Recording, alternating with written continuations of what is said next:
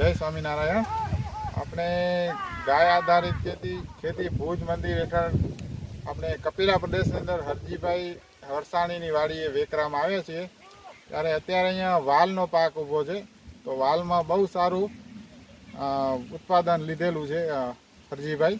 અત્યારે એવું કહેવાય છે કે વાલમાં બહુ જટિલ પાક છે, કે એમાં બહુ વધારે પડતી દવાનો જરૂર પડે છે। તો અત્યારે આ હરજીભાઈ છે એ ઓર્ગેનિક વાલ કરી છે, તો એમની પાસેથી એનો સ્વ અનુભવ જાણીએ કે એમાં શું કેવી રીતે એને રોગ નિયંત્રણની દવાઓ મારી છે। તો હરજીભાઈ જણાવો કે તમે અંદર શું પ્રોસેસ કરી છે વાલમાં? વાલ આપણે શરૂઆતમાં ભૂતળીના પાકમાં અંતરપાક તરીકે બીજા પાક તરીકે વાલ લીધેલી છે।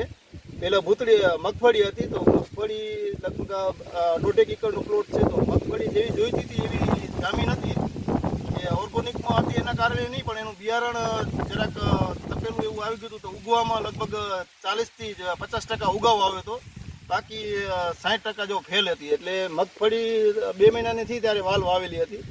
તો શરૂઆતમાં 2 ઓરું કરી હતી, પછી આ વેલા થઈ જવા પાછળ 1 ઓરને વેખીડી નાખી। એટલે અત્યારે જોશો તો આ ખાલી એક પારામાં એક ઓર જ વાવેલી છે, તો એનો ગોથ ઓર્ગોનિકમાં એટલો બધો ગોથ થયેલો હોય કે આમ વેલા થઈને આખા પારિયા ઢંકાઈ ગયેલા છે। તમે પણ જોઈ શકશો કે અત્યારે ઓર્ગોનિકમાં માલ કેટલો આવેલો છે વાલમાં।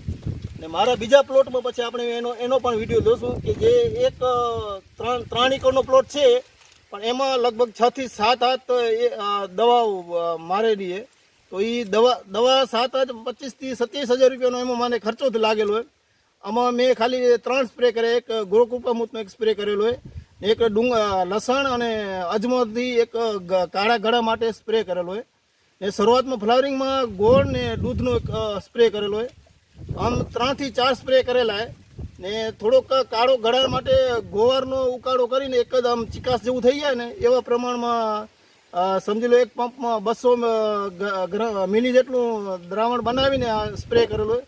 તો એ ચિકાસથી શું થાય, ઘરાનું પ્રમાણ ને એ ઘરો અંદર આમ ચોટી રહે, ને કુદરતી એવો નિયમ છે કે જે નર હોય ને નર આમ ઉડતા હોય ને માતા એની સાથે ચોટી રહે, ને બીજા કાળી દેવલી કરીને પક્ષી આવે, તો એ નરને બધે આમ જેવો ઉડે એવું કાળી દેવલી ચકલા પુષ્કળ પ્રમાણમાં હતા, એ બધા નરને ખાઈ ગયા, જેથી કરીને ઘરાનો વિકાસ ન થયો।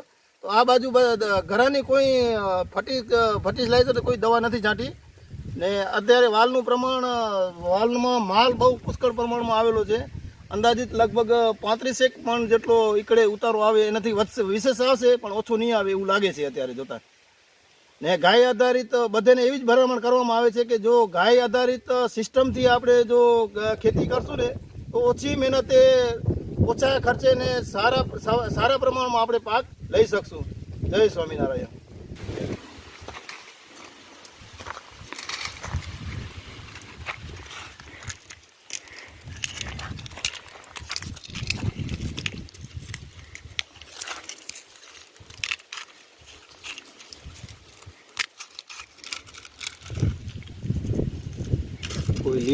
કોઈ લીલો દાણો નથી, કોઈ કાળો દાણો નથી, બધો વ્હાઈટ સફેદ દાણો જો।